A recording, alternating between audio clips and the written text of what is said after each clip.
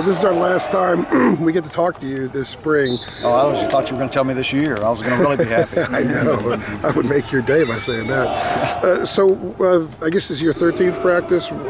What have you liked that you've seen from the team that you're very encouraged by? Well, one thing is just the energy level alone. These guys, we're in the 13th practice, and they're still, when we're working individual and working on fundamentals and techniques, they're still getting after it. They're doing they are really trying to be masters of their craft. Some of the guys have made reference to bad taste in their mouth after what happened last year and not using injuries as an excuse. Have you kind of seen that sort of as a galvanizing kind of thing? Well, I mean, whether I've seen it or not, that's something that's a common theme for all these guys. Nobody likes the way it went last year.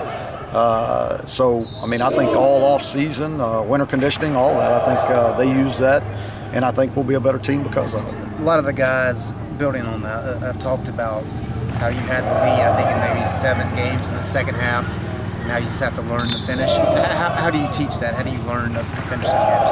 Well, you hope you learn from the mistakes you made in the, from before. And so, everything that we do in the off-season program and in practice and everything is about finishing.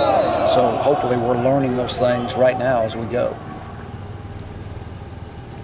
Aaron Crawford has got 22 starts under his belt, one of the veterans on the entire team. What have you seen in his growth and maturity? Yeah, he's at, if I had to pick one guy right now this spring that has had probably the best spring, it would be AC.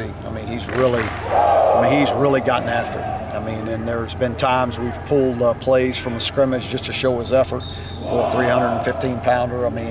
He's, making tackles 30 yards downfield, doing what it takes to be a great player. Mason Veal, he's got a lot of reps this spring, had opportunity, I guess, with Williams still out. Got to play a little bit late last year. How has he developed since he started getting on the field late last season? Yeah, well, the best thing that Veal's got is he knows everything. He knows he could play guard, he could play center, he could play. He knows them all. So he knows the whole concept of everything we're doing up front. Does a good job of communicating with the other younger guys that are up there, the guys that don't have as much experience, and so you kind of lean on him to make sure those guys are doing things the right way. When it comes to this quarterback competition, what do you look for in particular? Separation, just looking for somebody to separate. They got to be able to lead the football team, so they've got to be able to, influence the guys around them, raise the level of the players around them, and hold themselves to a high standard. What have you seen out of Nathan Elliott in terms of his improvement from the end of last season to now? Well, he's more comfortable back there, for one, because the game slowed down for him. So now, when a mistake happens, he can already tell you, when we talk about it, he knows exactly what happened. And when you're communicating with a quarterback, so I like to ask a lot of questions because I want to know if they're going to tell me what they really saw or what they think I wanted them to see. And one thing you're going to get from Nathan, he's going to be spot on every time. He's going to tell you exactly what he saw. And so that means his confidence level is a lot higher. Physically, is there anything he's done improved on in terms of his arm strength or anything like that? I think every throw he makes, it makes him better. So, I don't have a way to measure his arm strength one way or the other. He can make the throws, and that's all I care about. Kind of the same question with Chaz. What's the most growth you've seen from him in certain areas? I think he's come a long way in just having a better understanding of the offense.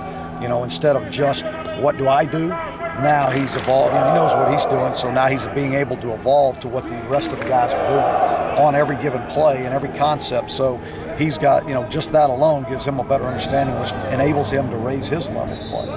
What's most important to you at the quarterback position? Is it accuracy, leadership? Well, most important. If you're not accurate, you can't play the position, so that doesn't matter. But, leadership is pretty, both of those are pretty high on the list right there. We want them to be athletic. They don't have to be able to run 4.5, but we want them to be able to run, take command of the offense, and have some presence back there.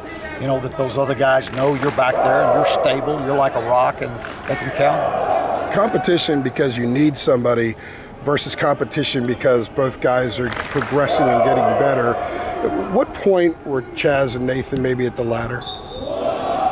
Say that all again now. Okay, competition because you need somebody. I was waiting to see if you were answering your question first. So well, I didn't listen to your question. obviously there's two kinds of competition. Right. You need to get somebody to put them on the field. Right. Okay, then there's a point where maybe these two guys, they got experience, they started making a lot of progress. At what point did they reach a point where they're pushing each other because they're making progress, significant progress? I mean, I'm going to tell you this because both of them got reps last year. Both of them played. I mean, we know that. And so both of them made mistakes. Both of them want that position. So both of them are competing every single day in every aspect. That's on the field and off. How much are they pushing each other now? Is it kind of what you want out of them? Oh yeah, they're competing in everything they do. I mean, everything in the film room, in the dining hall. I mean, I don't mean they're eating. I mean, I'm talking about the way they are around their teammates. I mean, you're competing on how you lead, you know, and how your teammates respond to you. That's part of the competition. Coach, what are your expectations for Michael Carter next season? Well, I mean, he played really well for us as a true freshman, and excited about where he is. I mean, he's so much more comfortable back there. You know, he's not as big-eyed. He's relaxed. Blitz pickups, those things. He's very under control. I mean, he can actually do it all, and he's made some great plays for us this spring, actually, too. Do you see some Charlie Heck this year kind of stepping into more of a leadership role with Sweet out and leading that offensive line? Yeah, I mean, Charlie's really come on, and what we got to do is make sure and keep pushing Charlie because the sky's the limit for him. I mean, we don't want him to get comfortable because he's going to be a really good football player. I mean, we had a play the other day that Michael broke and went about 70 yards, and Charlie was running behind him and was as fast as anybody else on the field running with him. I mean, he can really run, and we've got to get that kind of play out of him every single play. We do that, he's going to be a great player. He said last year that confidence was an issue for him because of switching positions. Never played the position. Yeah, but I guess about maybe with 4 games left, he felt like he finally belonged out there in the field. Is that what you gathered? Oh, yeah, I don't see it that way. I mean, anytime you just move a guy into a position that he's never played in his life, I mean, it's different. I mean, it doesn't matter that you've played the game. I mean, you can look at Anthony Ratliff and the progress he made is going to wide receiver after never playing it. And some people think that's just an easy thing to do. Well, it's not. I mean, yeah, you can run out there and run around and catch a ball, but to understand all the different nuances of the position, that's the same thing with that offensive tackle.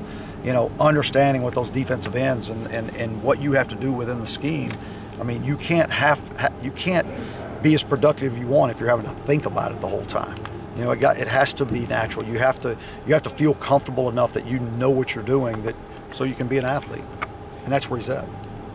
Are you guys feeling better this spring than you were last spring at this time, or how am I feeling better about your team and how things are shaping up? I never feel great or good, or I'm never happy.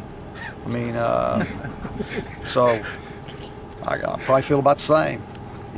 I'm sorry to tell you that, but my wife could give you the same answer about me. I'm never happy about, I don't know. It's just the way I am. We've got a long way to go, but I'll just tell you, I'm happy with their effort. I'm happy the way they're approaching the practice each and every day. I'm happy about those things, but if there's a mistake, I'm unhappy. So it's we're never going to be perfect. So I'll never be happy. All right. Thank you.